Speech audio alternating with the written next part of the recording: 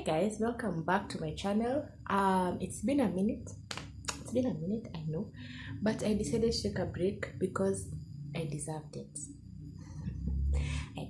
So today we are going to talk about my character development in house hunting. So let's get right into it. Do not forget to like, share, and subscribe. This is Ivy and you are watching Hang with Ivy. So let's begin. So first of all, for those who don't know, I moved out. I live alone. It's sad, it's lonely. I'm joking. It's the best decision of my life. So anyway, so when I was looking for a house, I did not take a long time like people usually do to look for a house, mostly because the job I had gotten, I needed to be close to work. So I literally walked to work. And then around about the same time, my mom was also moving from where we used to live. So I needed to look for a house ASAP. So I had no budget. Like the way people usually say, my budget is this amount, this amount, this amount. Me, I just knew this is the type of house I want. Okay, I did have a budget. Like I had this is not, I will not get a house which is more than this. I would rather move back with my mom. So anyway, so craziest thing, Ivy decided to go where? To Gigi. And let me tell you something.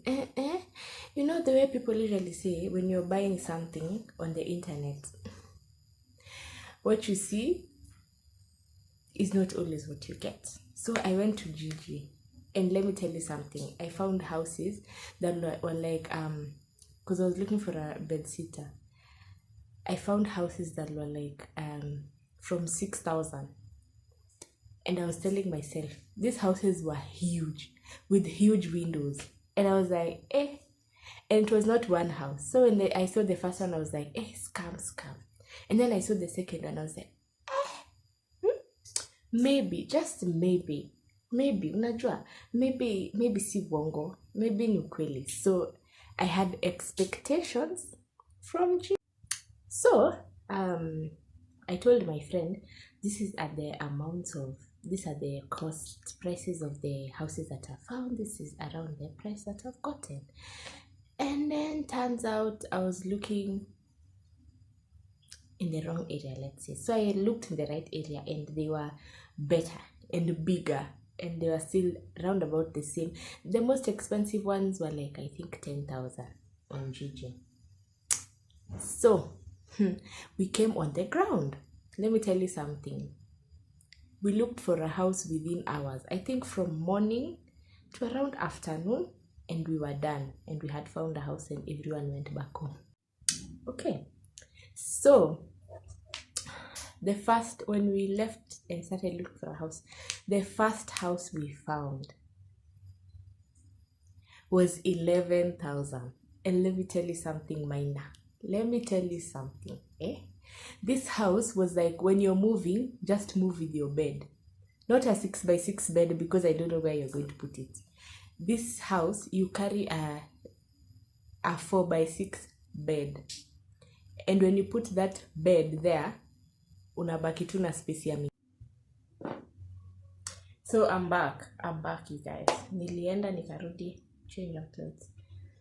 So anyway, like I was saying, the first house that I found, it was 11,500 bed sitter. You can barely fit a 4x6 bed, and it had a kitchen area. It looked amazing. I wish I had taken a video for you guys that day, but I was overwhelmed. I forgot. Anyway, so this house, the weirdest thing, this house, I had actually, when I started Googling and looking for houses, I had actually seen this house, but in the video it was 10,000. But to be fair, it was an old video. But now this house, in the video, it was big. it was big, it was spacious actually, like they had said. Lakini kwa ground things are different. Kwa ground things are different. So the house was really tiny. And then also 11,500 plus that house. There are people who live in one bedrooms for 11,500. I honestly, it's just my opinion, I didn't feel like it made sense. So on to the second house. Now we found another house which was 13,000. But they also look nice. Let me tell you something, you guys. When you're looking for a house, when you go, you have to choose one. It's either you choose ambience, Instagrammable house, YouTubeable house that's expensive and small and not worth your money, or you choose a huge house that's affordable but the ambience is not Instagrammable. So you have to choose one. So we moved this one, the 13,500 one. Weirdly enough, it was further from the road than the 11,500 one. And then the weirdest thing, this lady is telling us, the houses are full, but you can get another house somewhere with a friend of mine that's also 13,500. And then she was like, let me give you the number. You can't even see the house, but you can meet this person and then see if they have a house. That one was complicated. We left that one. We kept walking. We walked a long distance, by the way. And affordable houses are usually like uko interior. If you ever see a house that's weirdly affordable and it's very big and very nice, just know it's interior. So we kept walking, and then we found another house. Now this house was 8,000. This house was 8,000. So now this is the good thing of talking to people around the area. Another tip when you're looking for a house, talk to the people who live in those houses. Apart from talking to the caretaker or the landlord or the landlady, talk to the people who. So we found this house. It didn't have tiles. It had like a tiny sink over there for washing your hands. The toilet was inside, obviously, because it's a bedsitter. It was bigger than the 11,500 one, but it was not giving. Atakama, you're looking for an affordable house, you're looking for something that at least you can come home to. It was dark, lazima you keep your lights on for a while, but at this point we were tired. We were just like, at least from 11,500 to 13,000 to 8,000. Okay, let's just take this house and move. The ambience was bad. The house was just not looking nice. So when we started looking for the number of the landlady, apparently like the whole place is like a family shamba. So the next apartments were her sisters. So we went there and got the number. We called this lady. And then now one of the tenants told us, I don't think you guys should come and live here because there is usually a problem with water.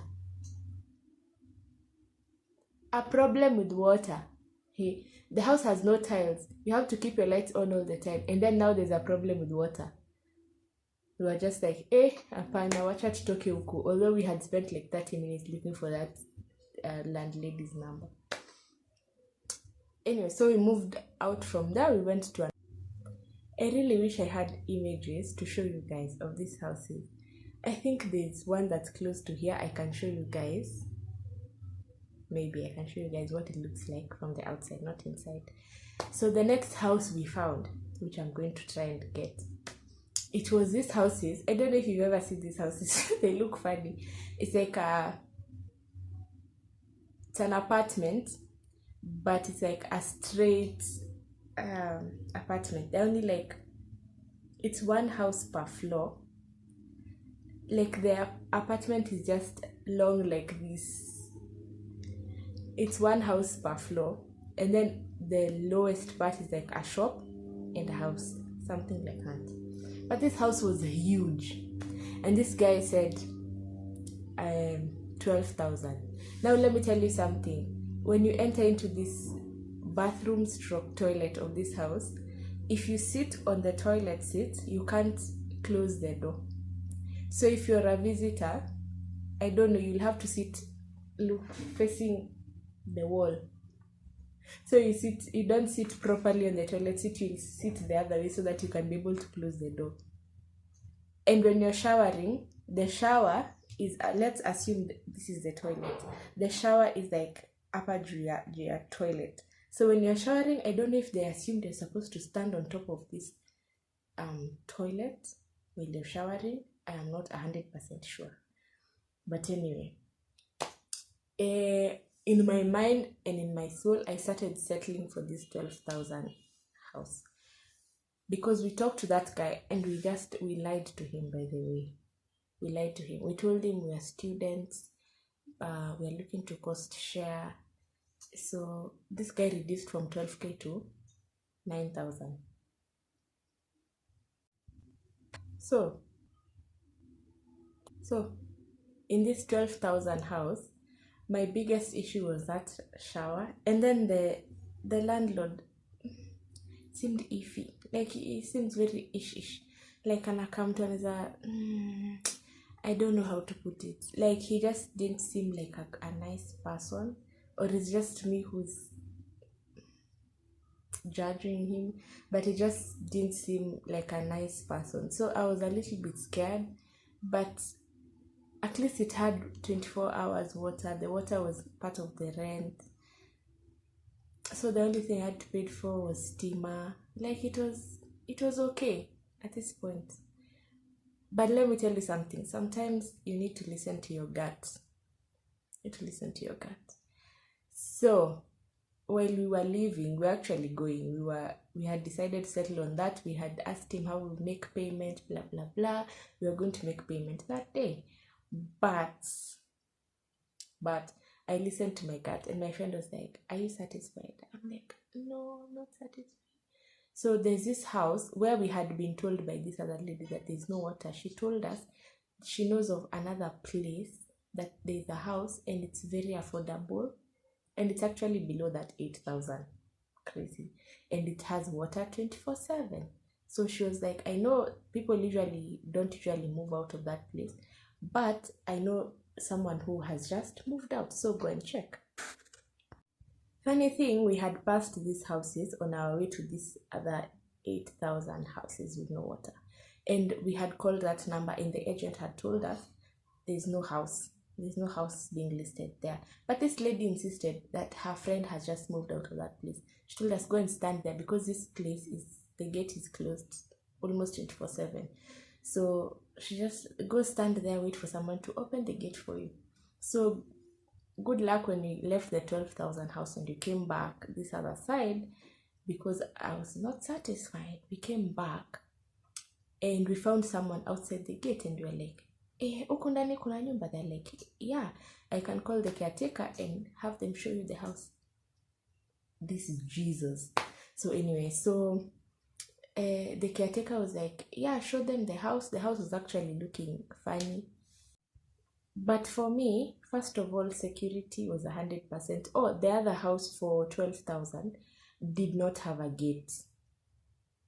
Like, you just enter. I'm serious. This looks funny, but I'm serious. There was no gate. So here, it's like the CCTV. The gate is supposed to be closed 24/7, but now that I've lived here for a while, it's not usually closed 24/7. Oops, I just told you guys the house I got. So, and then there's water. Water was part of the rent. And then what else? Like, everyone keeps to themselves. And I was like, and it's huge. Actually, most people usually tell me, your house looks like a 1-bedroom with no walls. It's big. So I decided to settle on this one. It's actually below 8,000. Crazy. So this guy said to me that the reason why the house is not listed is because it's not renovated. Like there was dirt everywhere. It had not even been cleaned. That person had actually literally moved out the previous day. So I asked him, so do I pay deposit? Because now I was scared that the house was going to go, because people don't usually move out of this place. That's what I had been told. So this guy was like, no, you can't pay because we've not listed it. So I was like, okay, I want to move in. Like, it was like, I think less than a week before after that, like a weekend. And he was like, yeah, okay, when you come on that day is when you're going to pay rent. So me, I went home happy and excited that I have a house. And I was excited, actually even took pictures and showed my family where I'm going to be living. I was so excited, you guys. So I called this guy on Thursday. I reminded him. I called this guy on Friday. He's like, okay, so you can come on Saturday and see the house. It's almost done. So I came on Saturday. Now this is the Saturday that I'm supposed to move into the house. I came and the house was it done? It wasn't 100% done, because there was some lighting that was supposed to be fixed in the bathroom, and I think the kitchen sink was supposed to be fixed or something like that. But it was, as in, you can move in. So this was Saturday morning. So I came, and then guess what this guy told me? Someone has already paid for the house, and they have paid for, like, was it 3 months?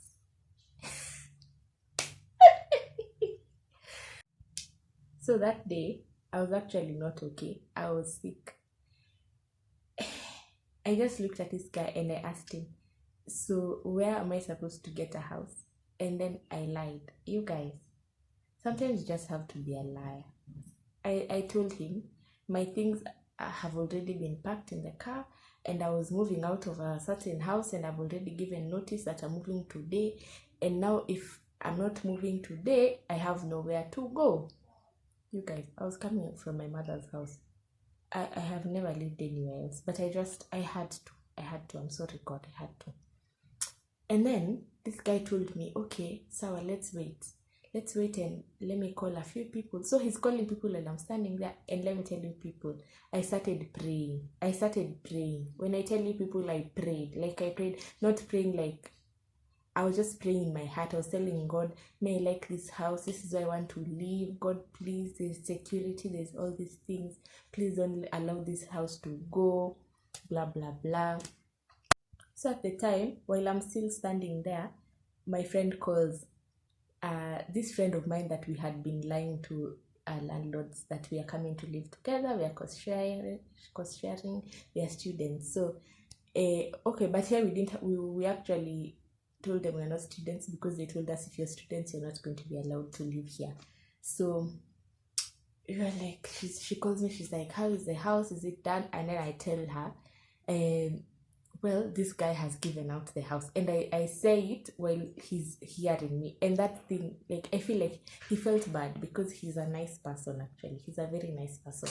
So as soon as I hung up the phone, he just said, you know what? Just tell your guys to bring your things, and then I'll talk to them. So he tells me he's going to talk to the agency, and immediately he calls the owner of the house, because he's not part of the agency. He's the caretaker, and then the agency is the one that brings people to the houses. So the person who had paid through the agency. So he told the owner of the house that the person who's paid for this house, he doesn't know him, he's never seen him, he doesn't know if he's a criminal. And I was listening while he was calling this guy. Listen, I was hearing both conversations. So he tells me to bring the things, blah blah blah. So I brought the things were actually brought very late, because my mom was moving, I was moving, my sister was moving, like, on the same day. So anyway, so